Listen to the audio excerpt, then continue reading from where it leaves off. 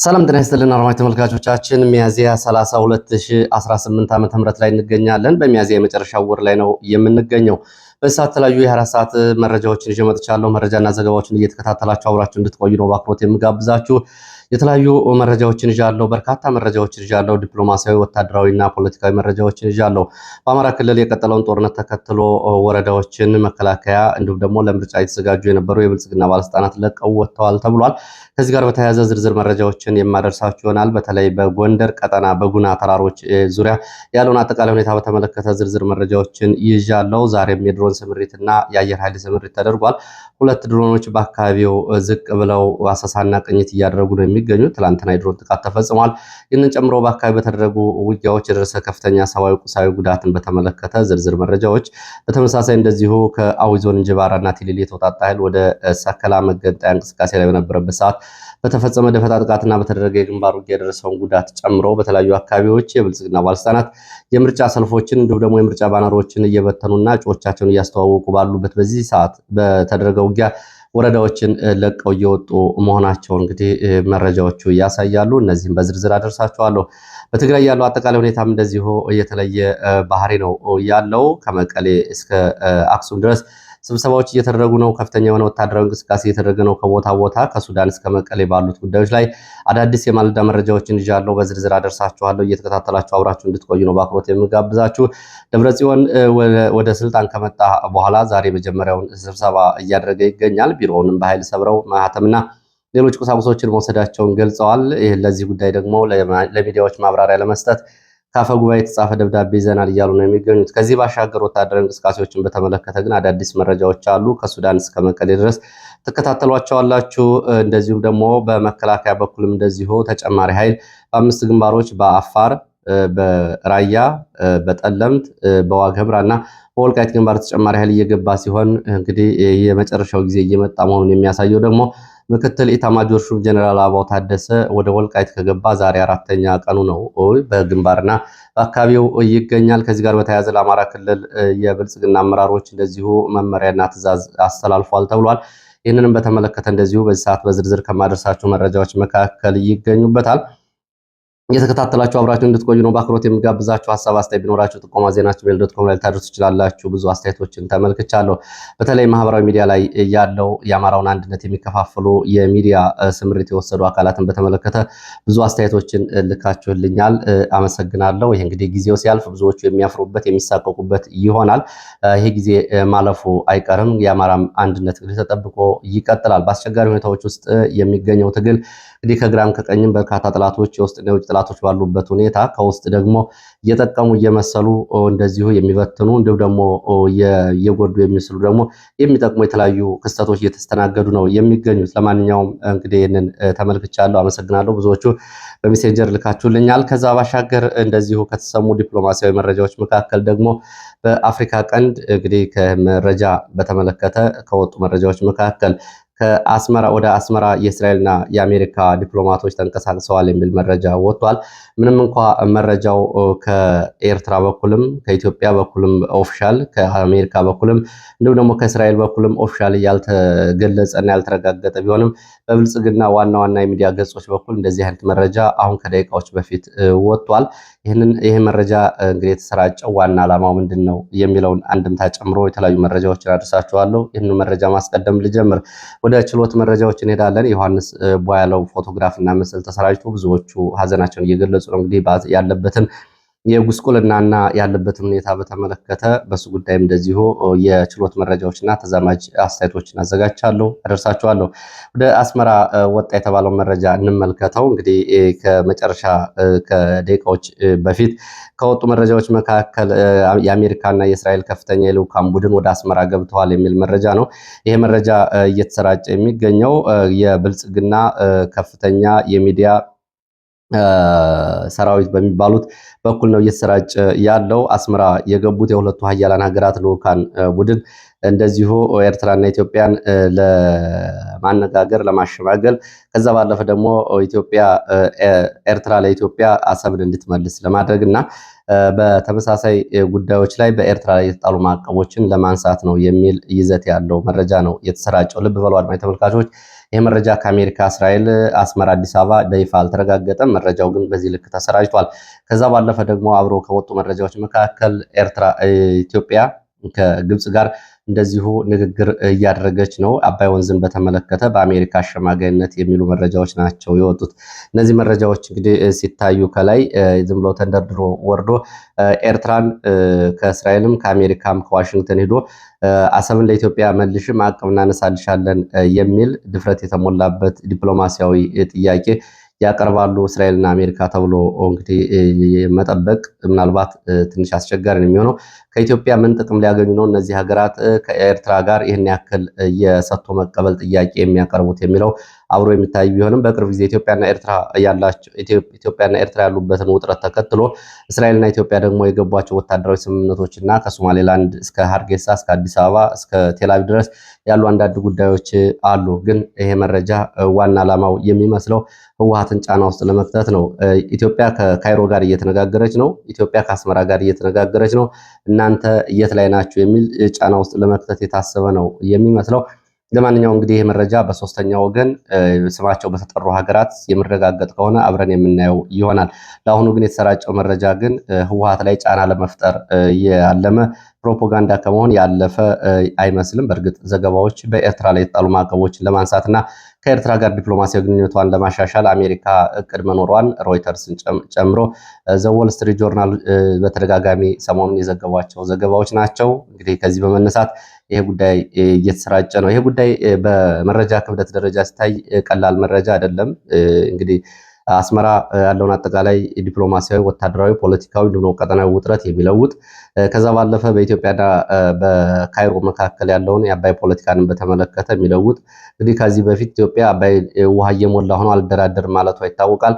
አሁን ለድርድር ተቀምጣ ከሆነም እንግዲህ እሱ ሌላ ችግር ነው የሚሆነው። ምክንያቱም አባይን እናስተዳድረው የሚል የግብጽ ጥያቄ ነው አንቀበልም ሲሉ የቆዩ አካላት አሁን ይህን የሚቀበሉና ለድርድር የሚቀመጡ ከሆነ ሌላ ችግር ነው የሚሆነው። ለማንኛውም ይህንን መረጃ ወደፊት እያደገ ሲሄድ የምናየው ይሆናል። ወደ ችሎት መረጃዎች ነው የሚሄደው። ወደ ችሎት መረጃዎች ሲሄድ እንግዲህ ዛሬ ከተሰራጩ የእስር ቤት ከሚገኙ እስረኞች መካከል የምክር ቤት አባሉ ዮሐንስ ቧያለው ፎቶግራፍ የተሰራጨ ምስል ብዙዎቹን አሳዝኗል። ብዙዎቹ ትላንትና ትልቅ ቢሮ የነበረው ሰው፣ ትልልቅ ኃላፊነቶች የነበሩት፣ በዘመናዊ መኪና፣ በቅንጡ ቤት፣ በቅንጡ ቢሮ ውስጥ ይኖር የነበረ ሰው ዛሬ በዚህ ሁኔታ መታየቱና ተጎሳቅሎ የታየው ፎቶግራፍ ብዙዎቹን አሳዝኗል። እንግዲህ ብዙዎቹም ለዚህ ሁኔታ ምስሉን ተሰራጭቶ ዛሬ የብልጽግና ባለስልጣናት ደግሞ ምርጫ ቅስቀሳ በሚል በእጅ ስራና በፎቶሾፕ የታገዙ ምስሎቻቸውን እያሰራጩ ይገኛሉ። ሁለቱም ፎቶግራፎች ጎን ለጎን እያደረጉ ብዙዎቹ ይህንን ሲያሰራጩ ታይቷል። ለማንኛውም እንግዲህ ይህንን ጉዳይ በተመለከተ ለብዙዎቹ ትምህርት የሚሰጥ ከሆነ አብይን መጠበቅ ኢትዮጵያን መጠበቅ ነው በሚል በይፋ ተመስገን ጥሩነህ ሲናገር፣ እንዲሁም ደግሞ አብይ የኢትዮጵያ የመጨረሻው ልጅ ነው በሚል ሙገሳና እንደዚሁ ደግሞ ለቃላትን በማሽጎድጎድ የሚታወቁት እነ ዳንኤል ክብረት እንግዲህ የዮሐንስ ቧያለውን ፎቶግራፍ ሲያዩት ምን ይሰማቸው ይሆን? የአብይን ገጽታ እየገነቡ አብይ ያለውን አቤት ወዴት እያሉ መቀጠል ቢቻል ኖሮ ዮሐንስ በዚህ ልክ አይታይም ነበረ። ለማንኛውም እንግዲህ ለሚያልፍ ጊዜ የህዝብ ጋር ያለው ሁኔታ ግን ህዝብ ታሪክም በደማቁ የሚጽፋቸው ታሪኮች ናቸው። እንደዚህ አይነቶቹ ብዙ የአማራ ብልጽግና ባለስልጣናት ይህንን ፎቶግራፍ ሲያዩ ምን ሊሰማቸው እንደሚችል መገመት አስቸጋሪ ነው የሚሆነው። እንግዲህ ይህንን በተመለከተ በሙስና 98 ቢሊዮን የኢትዮጵያ ብር የሚዘርፉ ባለስልጣናት ሌሎቹ ጓደኞቻቸው ደግሞ በዚህ ልክ የህዝብን ጥያቄና ያለውን አስተዳደር በመቃወምና አገዛዙን በመቃወም እስር ቤት በዚህ ሁኔታ ሲመለከቷቸው ወደ ህሊናቸው ምን ይመጣ ይሆን? እሱን ለነሱ እንተዋለን። በነገራችን ላይ እንደው በዚህ ላይ ሳላነሳው የማላልፈው ጉዳይ ዮሐንስ ቧያለው እንደዚህ አይነት ጊዜ ሊመጣ እንደሚችል የለውጡ ሰሞን እንግዲህ በአካል አግኝተን ካነጋገርናቸው ሰዎች መካከል አንዱ ነው። በወቅቱ እንግዲህ የፓርቲ ጽህፈት ቤት በነበርኩበት ጊዜ እሱም የፓርቲ ጽህፈት ቤት ኃላፊና በኋላም የበየነ መንግስታት በነበረበት ጊዜ ከተወሰኑ ጓደኞቻችን ጋር ሄደን ኦህዴድ የፖለቲካ ፍላጎቱ ምን እንደሆነ በቅርብ ጊዜ ከአዲስ አበባ ውስጥ ምን ሊያደርጋቸው እንደሚችል ጉዳዩን ስናነሳላቸው በወቅቱ ዮሐንስ ጉዳዩን ቀለል አድርጎ ነበር የተመለከተው። ይሄ እኛን አያሰጋም የሚል ምላሽ ነበር የሰጠው። አቶ ገዱም በተመሳሳይ ኦህዴድ እንዴት እየመጣ እንደሆነ ስንገልጽላቸው ይህንን ጉዳይ ቀለል አድርገው ነበር የተመለከቱት። ከአብይ ባሻገር አብይ ሄደን መጣም የኦህዴድ የፖለቲካ ፍላጎትና ጥቅም አሁንም በአግባቡ ካልተተነተነ እንደዚህ አይነት ተደጋጋሚ ስህተቶች መሰራታቸው የማይቀር ነው የሚሆነው። እነዚህ ሰዎች በወቅቱ እንግዲህ ኦህዴዶች በተለይ በወቅቱ እኔ አስታውሳለሁ ዮሐንስን አግኝቼ በርካታ ሰነዶች የቅሬታ ሰነዶችም ከሌላ ቦታ የመጡ በተለይ ቦሌ ክፍለ ከተማ በወቅቱ ከባሌ ሮቤ አምጥተው የሾሙት ከንቲባ አዲስ አበባ ቦሌ ክፍለ ከተማ የነበሩ ነባር አደረጃጀቶችን በዋናነት የአማራ ወጣቶች አደረጃጀቶችን ሙሉ በሙሉ እያፈረሰ ከባሌ ሮቤ ላመጣቸው ወጣቶች ሲያስረክብ ይሄ ጉዳይ ወደ የት እየሄደ ነው ብለን ጠይቀነው ነበረ። ለማንኛውም እንግዲህ ዘግይቶም ቢሆን እሱም ከባድ ዋጋ እየከፈለ ነው የሚገኘው። ይህንን ጊዜ አልፈው እንግዲህ ነገ በኩራት ከሚናገሩ ጥቂት ሰዎች መካከል እንግዲህ ይሆናሉ። ብዙዎቹ አብይን መጠበቅ ኢትዮጵያን መጠበቅ ነው፣ አብይ የኢትዮጵያ ልጅ ነው የሚሉት ዲያቆን ዳንኤል ክብረትና ተመስገን ጥሩነህ ግን የዮሐንስን ፎቶግራፍ ሲመለከቱ ምን ይሰማቸው ይሆን? እናገኘው ተሻገረስ እንደዚሁ ከመለስ ዜናዊ እስከ አብይ አህመድ ድረስ የተለያዩ መወድሶችን እያቀረቡ የቀጠሉት ምን ይሰማቸው ይሆን? እንግዲህ ይህንን ለነሱ የምንተው ነው። ለማንኛውም ከዚህ ጋር በተያያዘ በችሎት መረጃዎቻችን አምባሳደር ጀማል ሁንዲ ጥፋተኛ ተብለዋል። ወደ እስር ቤት ተመልሰው ገብተው በእስር ቤት የጥፋተኝነት ብይኑ እንዲከታተሉ ታዟል። 9 ፍሬ ሽጉጥ እና አንድ ካዝና የሽጉጥ ካዝና ይዘው ተገኝተዋል ተብለው ነው ይሄ ሆኖ እንግዲህ 98 ቢሊዮን ብር የዘረፉ ባለስልጣናት በዘመናዊ ቅንጡ መኪናዎች በሚንፈላሰሱበት ከተማ 9 የሽጉጥ ጥይቶችን ይዟል የተባለ አምባሳደር ያውም አሁን በስር ላይ ይገኛል። ጥፋተኛ ተብሏል። ከዛ ባሻገር ናትናኤል ማንደፍሮ እንደዚሁ ጠበቃው ባለመገኘቱ ለግንቦት 5 ተለዋጭ ቀጠሮ ተሰጥቷል። በተመሳሳይ ደመቀ ፈንታ ለግንቦት 11 ተለዋጭ ቀጠሮ ተሰጥቶበታል እና አሸናፊ አለም ዘውድ ደግሞ ለግንቦት 11 ተለዋጭ ቀጠሮ ተሰጥቶባቸዋል። የችሎት መረጃዎች እነዚህን ይመስላሉ። ወደ ሌሎች መረጃዎች ነው የሚሄደው። ወደ አለማጣ የሚወስድን መረጃን ማስከትለው በአለማጣ ከተማ የህወሓት ታጣቂዎች ዛሬ ማለዳ 7 ዋንጮ ተብሎ በሚጠራው የአለማጣ ከተማ አካባቢ በርካታ ወጣቶችን የባጃጅ ሾፌሮችን በአንድ ቦታ ሰብስበው እየደበደቧቸው እያሰቃዩቸው እንደሆነ አሁን ከደቂቃዎች በፊት የወጡ መረጃዎች ያሳያሉ። በትላንትናው ዕለት የቆሎ ተማሪዎችን አፍነው ወደ ወታደራዊ ማሰልጠኛ ጣቢያ መውሰዳቸውም ይታወቃል። ወደ ሌሎች መረጃዎች ሲሄድ ወደ መቀሌ የሚወስድን መረጃ ሳስከትል ትግራይ ያለው አጠቃላይ ሁኔታ በተመለከተ በማይጨው የሚገኘው ለምለም ካርሎ ሆስፒታል ሰራተኞች ስራ ማቆማቸው ተገልጿል። የሆስፒታሉ ሰራተኞች ስራ ያቆሙት ከሚያዝያ 29 ጀምሮ እንደሆነ ነው ከትላንት ጀምሮ መረጃዎች የሚያሳዩት። ሰራተኞቹ ስራ ያቆሙት ለአለፉት ወራት የነበረ ደሞዝ እና እንዲሁም ደግሞ ልዩ ልዩ ጥቅማጥቅምና አበሎች ስላልተከፈሏቸው ከፍተኛ ችግር ላይ በመውደቃቸው ነው። ሆስፒታሉ ሰራተኞች ስራ ማቆማቸው በማይጨው ከተማ ነዋሪዎችና በአካባቢው የሕክምና አገልግሎት ፈላጊዎች ላይ ከፍተኛ ጫና ይኖረዋል ተብሏል። በሌላ በኩል ደግሞ ህወሓት የሚያደርገው ወታደራዊ ዝግጅት፣ የታጣቂዎች ስምሪት፣ ሎጂስቲክ ማጓጓዝ፣ ወደ ግንባር ሰራዊት ማስጠጋት ተጠናክሮ ቀጥሏል። በራያ ግንባር ከራያ አለማጣ ወረዳ ቀበሌዎች ወደ ራያ ቆቦ ዱአሩ ቁንቁራ ተብሎ ወደሚጠራው አካባቢ ትላንትና አመሻሹን ያስገባቸው ታጣቂዎች በከባድ መሳሪያ ድብደባ ወደኋላ ተመልሰዋል። ተከታታይ የመድፍ ድብደባ ተፈጽሞ ታጣቂዎቹ ተበትነዋል። በባቡር ጣቢያ በባኮ ኩርማና በአካባቢው አሁንም ስምሪት ወስደው ይገኛሉ።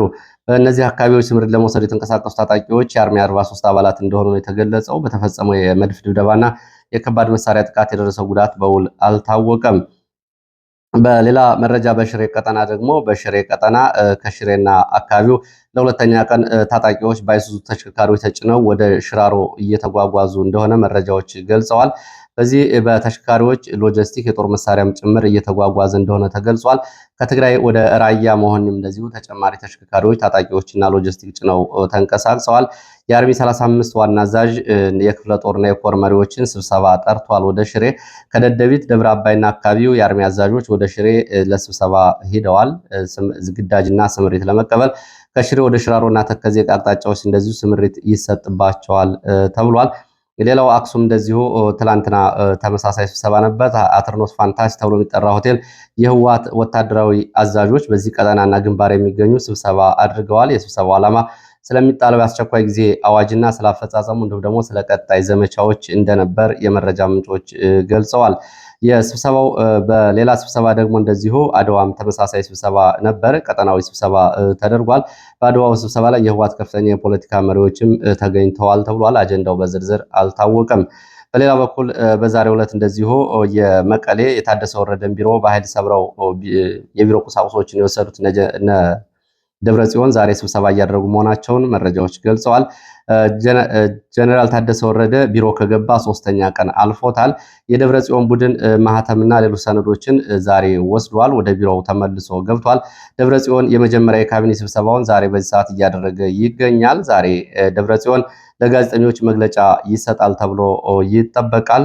ደብረ ጽዮን በሚሰጠው መግለጫ እንግዲህ ምን ጉዳዮች እንደሚነሱ አብረን የምናይ ይሆናል። ይህ በእንዲህ እንዳለ እነ ደብረ ጽዮን ወደ ቢሮ እንዲመለሱና ኃላፊነታቸውን እንዲወስዱ አዲስ የተመረጠው አፈ ጉባኤ እነ ደብረ ጽዮንን ወደ ቢሮ እንዲመለሱ ደብዳቤ ጽፈውላቸዋል። ጀነራል ታደሰም ስልጣን እንዲያስረክብ በአፈ ጉባኤ በምክር ቤቱ ስም ደብዳቤ ተጽፎለታል የተባለው ይህንን ለጋዜጠኞች እነ ደብረ ጽዮን መፈንቅለ መንግስት አድርገን ሳይሆን ከምክር ቤት በተጻፈልን ደብዳቤ መሰረት ነው ኃላፊነት የወሰድነው በሚል ይህንን ደብዳቤ ለጋዜጠኞች ዛሬ ማብራሪያ ይሰጡበታል ተብሎ ይጠበቃል።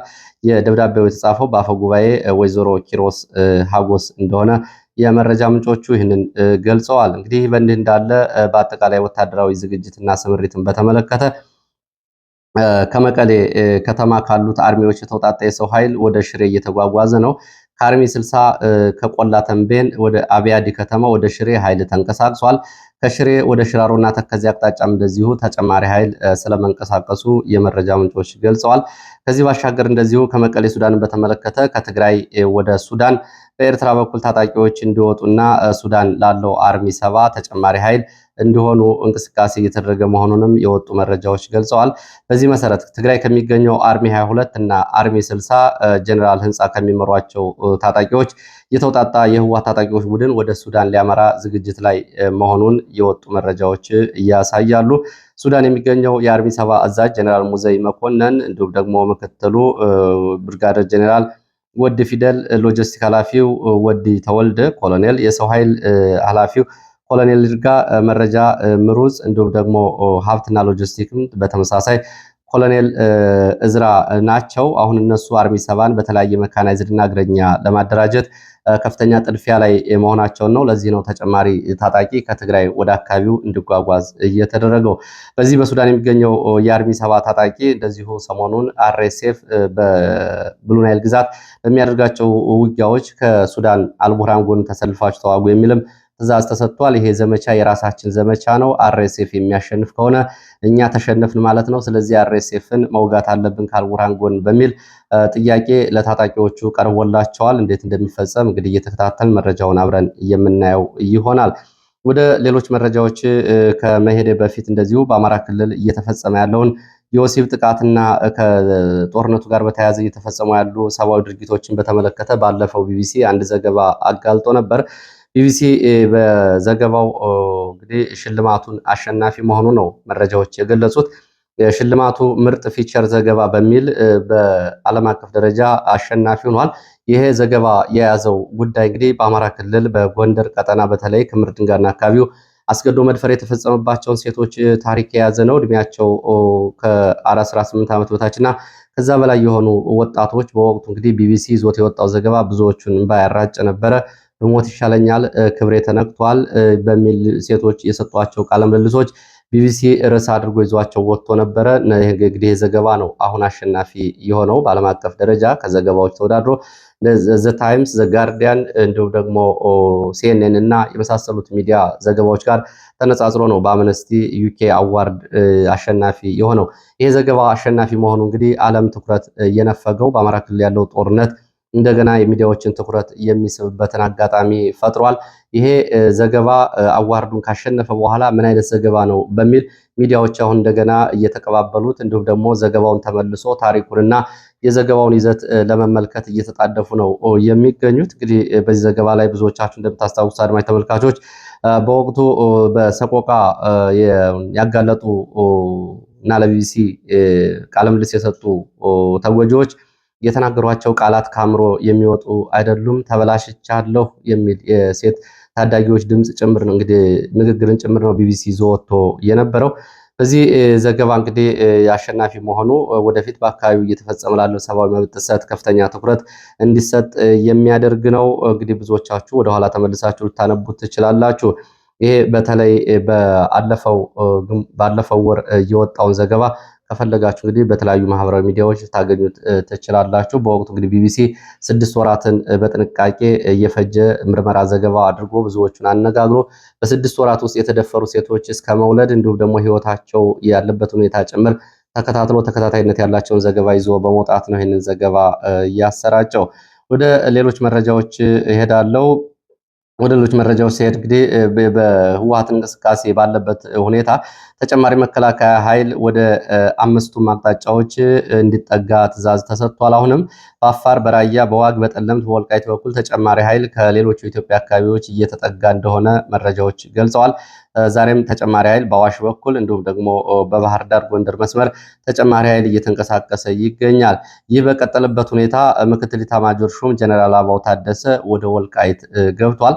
ጀነራል አበባው ታደሰ ወልቃይት ግንባር ይገኛል። ወታደራዊ አዛዦችን የግንባር አዛዦችን ስብሰባ ሰጥቶ ስምሪት ሰጥቷል።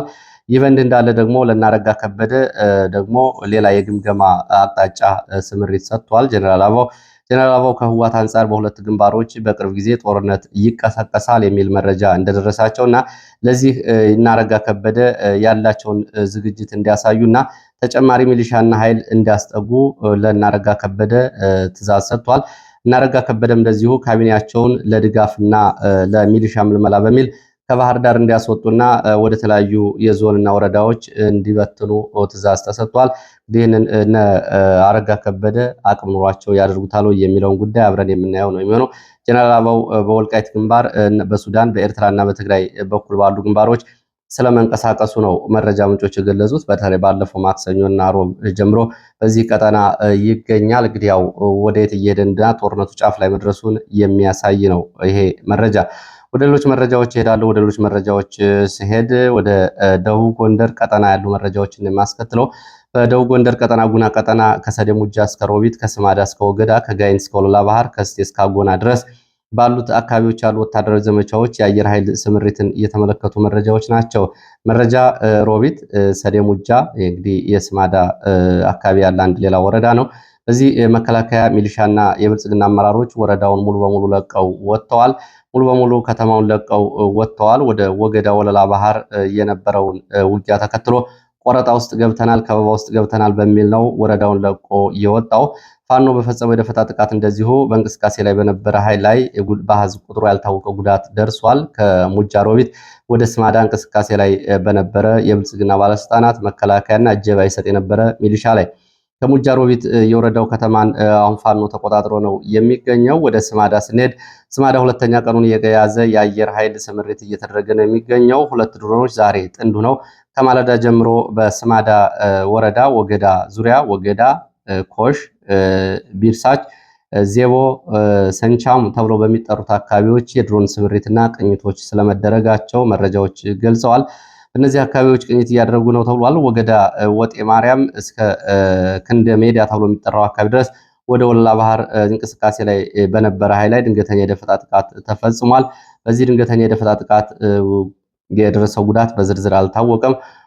ወገዳ ከተማን እንግዲህ ፋኖ ተቆጣጥሮ ነበር። ጊዮርጊስ፣ መድኃኔዓለም፣ እስላሙ መቃብርና አምባ የተባሉ ካምፖችን ፋኖ መቆጣጠሩን የመረጃ ምንጮች ገልጸዋል። ፋኖ እነዚህን ካምፖች እንደገና ለቆ ወጥቷል። መከላከያ ተመልሶ ገብቷል። ፋኖ ካምፖቹን በተቆጣጠረበት ጊዜ እንደዚሁ ሎጂስቲክና የጦር መሳሪያዎችን እንደዚሁ ወስዷል።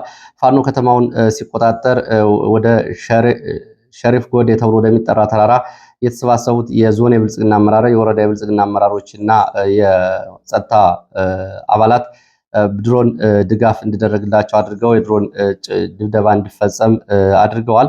በዚህ በተፈጸመ የድሮን ድብደባ እንግዲህ በተለይ መናፈሻ ተብሎ የሚጠራው አካባቢ በተፈጸመ የድሮን ጥቃት ሲቪሊያን ተገድለዋል። ከተገደሉት መካከል አምሳሉ ተማሪ አንጓች የ6 ዓመት ታዳጊ፣ ቢተው ውዱ እንደዚሁ ተማሪ 12ኛ ክፍል ተማሪ፣ 2 ስማቸው ያልታወቀ እናቶች፣ 5 ሲቪሊያን አጠቃላይ ሲገደሉ 9 ሰዎች ደግሞ በድሮን ጥቃት ቆስለዋል። 7 ወዲያውኑ ሆስፒታል ገብተዋል። ሁለቱ ቀላል ቁስለኛ መሆናቸውን የመረጃ ምንጮች ገልጸዋል። ከዚህ ከድሮን ጥቃቱ ባሻገር መከላከያ ከጎዴ ሸረፍ ጎዴ ተራራ ወደ ወገዳ ከተማ ተመልሶ ሲገባ 30 ወጣቶችን አፍሶ ወስዷል። አፍሶ ወደ ሸረፍ ጎዴ ወደሚባል ካምፕ ነው የወሰዳቸው። ወጣቶቹ ፋኖ ሲገባ ደስታ አሰምታችኋል በሚል ነው ታፍሰው የተወሰዱት። እንግዲህ ፋኖ የገባው ሌሊት ነው። ሌሊት ማንም አልነበረም። እነዚህ ወጣቶችም ደስታቸውን አልገለጹም። ሆኖም በሚሊሻ ጥቆማ ነው የተወሰዱት። አሁን ወጣቶቹ በካምፕ ውስጥ ተወስደዋል። ያሉበት ሁኔታ እጅግ አሳሳቢ ነው፣ አልታወቀም ተብሏል።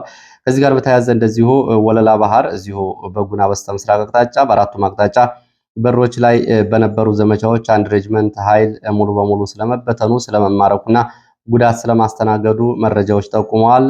4 ወታደራዊ አዛዦች፣ 2 ከፍተኛ አዛዦች እና 2 ደግሞ መስመራዊ አዛዦች ጨምሮ ቁጥራቸው ያልታወቀ ወታደሮች ሙትና ቁስለኛ ሲሆኑ 27 ወታደሮች ስለመማረካቸው አንዳንዶቹ ይህንን መረጃ ወደ 70 ያደርሱታል።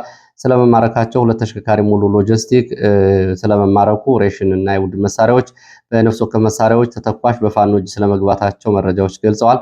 ከወለላ ባህር 5 ግንባሮች በተቀናጀ ሁኔታ የተፈጸመው ዘመቻ ከፍተኛ ድንጋጤ መፍጠሩን መረጃዎች ገልጸዋል።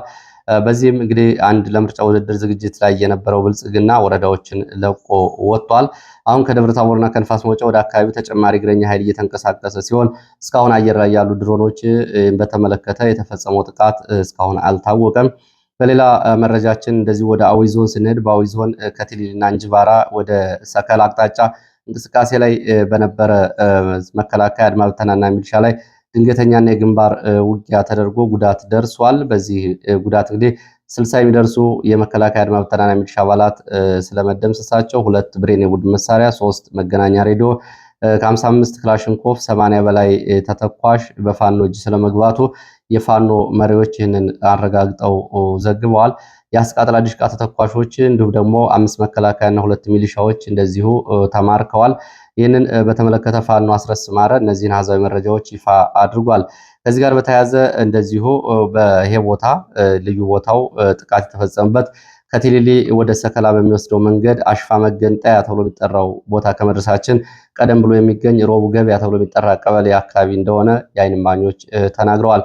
ለዚህ ሰዓት እንግዲህ ከተለያዩ አካባቢዎች ማሰባሰብ ወደ እናንተ ያቀረብኳቸው መረጃዎች እነዚህ እንደሚመስሉ ስለተከታተላችሁ በእጅጉ አመሰግናለሁ። በሌላ ተመሳሳይ መርሃ ግብር እስከምንገናኝ